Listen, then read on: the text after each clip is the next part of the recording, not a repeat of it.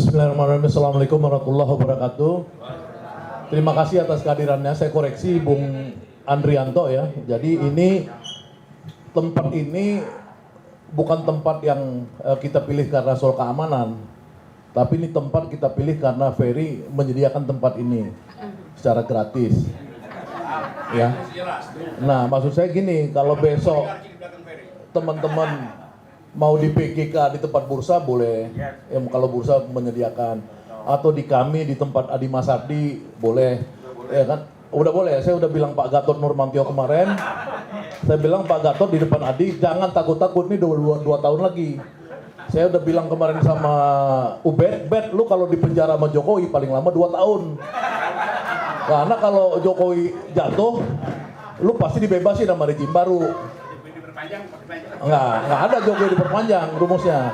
Jadi saya katakan yang sama kepada Pak Gatot jangan takut-takut. Ya, waktu saya di penjara kemarin, saya masih ngebayangin 4 tahun Pak, saya bilang. Karena apa? Karena kita masih tahun 2020 waktu buat kami itu. Sekarang udah 2022. Kalau para penakut masih ngumpul, mampus lah bangsa ini. Nah, apa diperpendek? Jadi kami misalkan boleh dipakai. Ini ada Adi Masardi sebagai chairman-nya di sana. Kantor kami udah menyediakan makanan, minuman, apa segala buat orang yang setiap hari-hari mau ngumpul di sana juga udah diperbolehkan. Itu di Kusuman Maja 76. Ya. Nah, kemudian perhimpunan menemukan kembali ini kan sebenarnya organization ya, kita belum ini, nanti besok bisa kita namanya kita ini, tapi nama ini memang uniknya yang ngasih nama ini Rocky Gerung atas jangan buka-buka rahasia yang udah jelas. Atas inquiry-nya harus tahu ya kan. Jadi kalau Adam Smith itu kan dari inquiry dulu, jadi gua kasih inquiry ya kan, kenapa kita perlu menemukan kembali Indonesia itu. Nah, kemudian Rocky ngasih namanya. Jadi imajinasi kita ini kan sebenarnya ya, hari ini kan terbukti ya bahwa orang yang dulu yang ketika viral di mana saya ngomong dipotong dalam video yang mengatakan bahwa yang ditakutin Sinar Mas itu cuma Habib Rizik. Itu adalah yang ngomong tuh teman saya yang sekarang jadi wakil ketua otorita Batam, otorita IKN, yang nyebar semua orang bingung Sinar Mas itu. Itulah yang ngasih tahu sama saya. Yang mereka takut cuma Habib Rizik. Itu teman kuliah saya. Ya karena Habib Rizik lah yang bisa membuat 9 naga jadi 9 cacing.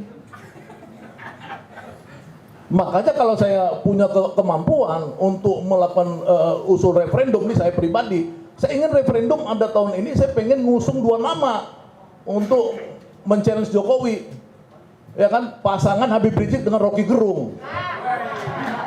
Ya ada referendum mudah, Habib Rizik Rocky Gerung atau Jokowi pilih. Itu imajinasi saya. Ini kan kita bukan, ini kan secara umum kita harus memutuskan bersama. Tapi kan semua itu ada reasoningnya.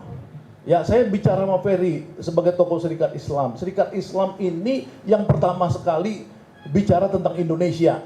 Tidak ada yang lain. Bohong semua kalau ada yang lain. Yang mulai itu Serikat Islam.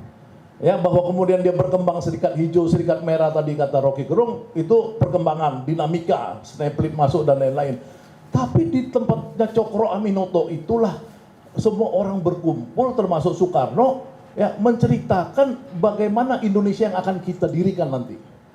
Indonesia yang akan kita dirikan adalah Indonesia yang dimiliki seluruh rakyat Indonesia, ya, seluruh rakyat Indonesia, dan untuk kemudian seluruh kekayaannya itu yang selama itu waktu masa itu dikelola Belanda dibagikan secara merata kepada seluruh rakyat Indonesia. Jadi diskusi yang berkembang di tempat Cokro Aminoto itu adalah dari rakyat, oleh rakyat, untuk rakyat. Itulah yang kemudian kenapa dalam cita-cita kemerdekaan para pahlawan kita, ya, khususnya yang saya bedah dalam buku saya di sana gratis yang saya buat di penjara, buku itu. Kalau yang belum dapat silakan, Anthony silakan ke depan, bro. Jadi saya membaca 144 halaman Indonesia menggugatnya Bung Karno. Di situ saya temukan berkali-kali bahwa yang namanya Bung Karno itu perjuangannya cuma 3 aja, nggak lari dari 3. Pertama, Bung Karno itu mau menghancurkan oligarki. Ya, oligarki waktu itu adalah oligarki Belanda dan Eropa. Yang kedua, Bung Karno minta kebebasan. Kenapa di Belanda dia bilang, di Eropa serikat buruh di sana boleh demo. Kenapa saya nggak boleh demo? Saya nggak bisa mengorganisasikan. Jadi tema keduanya Soekarno sebenarnya demokrasi, kebebasan. Ya. Tema ketiga Bung Karno adalah keadilan, kesejahteraan rakyat. Karena Bung Karno waktu itu kita dapat cuma rata-rata upah buruh 35 sen ya, per hari, artinya setara dengan 6 kg beras. Kerjanya sampai malam. Ya, bahkan diceritakan di Priangan banyak buruh-buruh wanita itu yang sambil kerja itu akhirnya keguguran. Ya. Nah, sampai sekarang itu sama situasinya. Yang dulu Bung Karno keluar-keluar itu sama. Oligarki yang berkuasa. Sekarang puncaknya orang tahu, ya, misalkan Sinarmas itu yang menentukan nanti kemana ibu kota baru itu. Cukong-cukong itu yang menentukan kemana ibu kota baru. Padahal cukong-cukong ini yang kita mau kikis.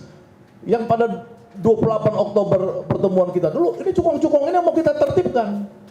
Pembicaraan saya terakhir dengan Sinarmas dalam konteks yang saya ceritakan itu adalah bagaimana mereka sudah berjanji akan menurunkan juta-juta hektar lahannya itu menjadi di bawah 1 juta hektar, kembali ke inti plasma.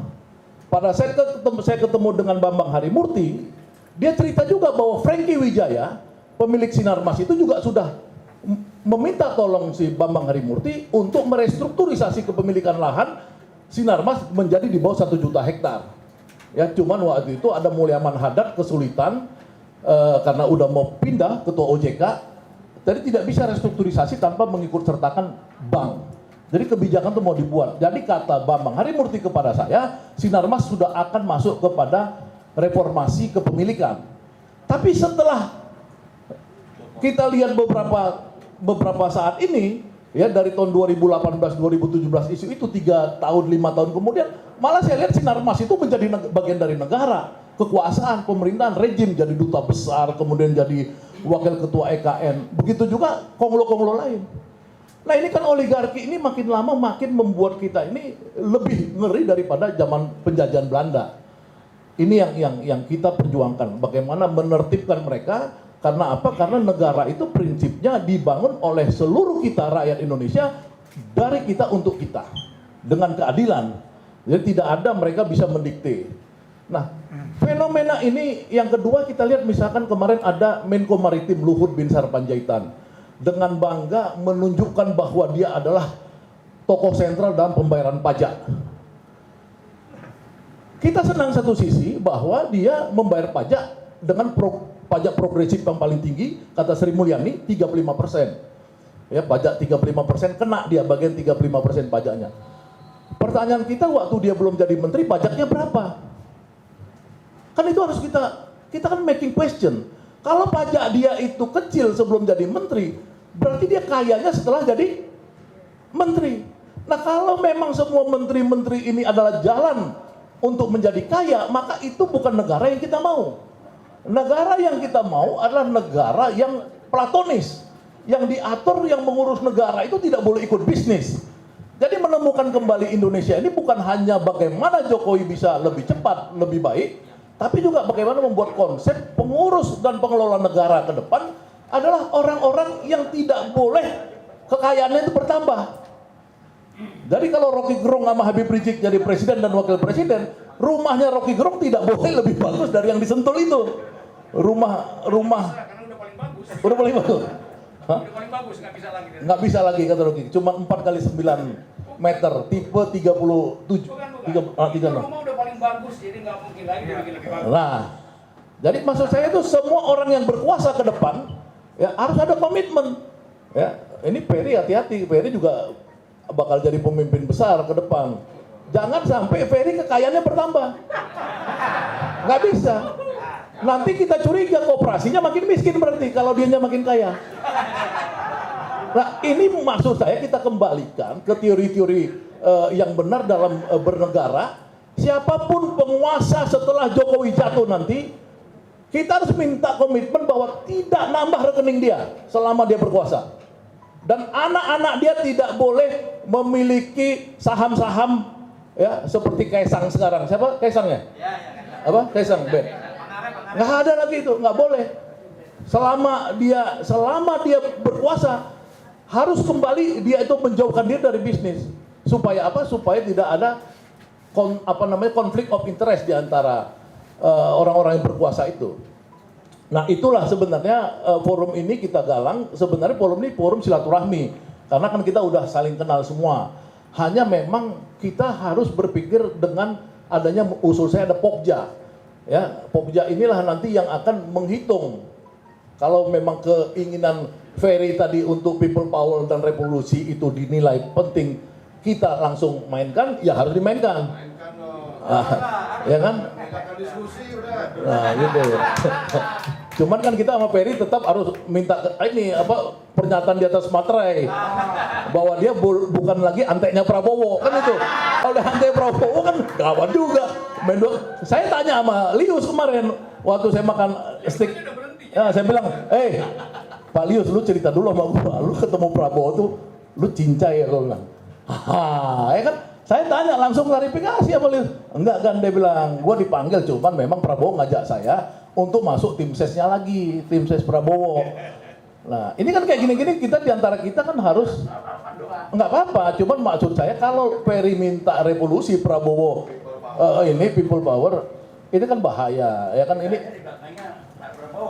Oh, kalau belakangnya Prabowo ya kita setuju juga.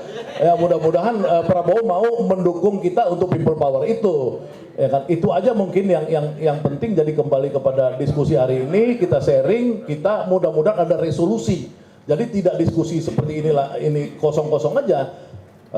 Resolusinya itu misalkan satu ya, usul saya satu minta adanya referendum ya, pemilihan presiden ya, referendum. Kita minta PBB yang ngawasin. Nah nanti dari kita ada calon lawan Jokowi yang mengklaim 73%. Yang kedua resolusi yang saya pikirkan adalah bagaimana sekarang ini harga-harga semua diturunkan. Jadi kita udah harus menekan kepada pemerintah dari pertemuan ini untuk turunkan harga-harga. Ini sekarang gas naik 220.000. Ya, kemudian minyak goreng nggak kebeli. Tadi Rocky bilang 70.000 barang nggak ada. Diekspor ternyata. Kemudian Indomie, tempe, kedelai apa semua udah pada naik. Ini pemerintah sudah tidak bertanggung jawab membuat barang-barang murah. Nah, itu dua yang penting yang usul saya sebagai bagian dari resolusi. Mungkin yang ketiga silakan 4, kita ini harus ada pertemuan yang intensif mumpung sudah tidak ada lagi isu Covid yang dipakai oleh rejim untuk membubar-bubarkan pertemuan ya, seperti dulu waktu zaman saya dan teman-teman di kami ya. Jadi ini gini, ini kita harus sepakatin dulu, kita bentuk tim kecil ya, satu untuk merumuskan yang tadi, jadi Rocky sudah ngasih 3 catatan sebagai background sehingga ada 2 atau 3 resolusi, 1, 2, 3 tadi. Nah, yang kedua supaya tim ini bisa ngundang mengundang kita ya, tim kecil. Nah, itu apa diputuskan di sini atau bagaimana? Ya, tapi kan sementara percaya ya untuk nanti kita jadi tidak ada kebohongan di sini. Ya kan masanya Jumhur ini kira-kira ada 8 juta. Masanya Ferry kira-kira 40 juta. Tapi karena dia sekjen, pengikut dia kira-kira udah saya hitung 10. Karena sisanya pasti pengikut dari si Hamdan Julfa. Jadi tapi lumayan 10 juta tambah 8 juta, 18 juta. Rocky Gerung 235 juta viewer dia di terakhir waktu Rocky kirim ke saya. 235 juta viewer sebagai tokoh oposisi mengalahkan Gatot Nurmantio. Ini ngeri nih kita. Ya kan? Apa? Kalah Gatot sama Rocky. Ya kan, hati-hati. Maksud saya ini kepercayaan publik sama kita tinggi yang ada di forum ini. Insya Allah kalau dipercaya, ya ini nanti kita akan pertama memberikan kepada pers hasil dari ini semua. Nah, kedua nanti kita undang kelompok-kelompok kecil untuk pokja-pokja ya supaya kita lebih tajam lagi. Mungkin itu aja ya. Terima kasih. Wassalamualaikum.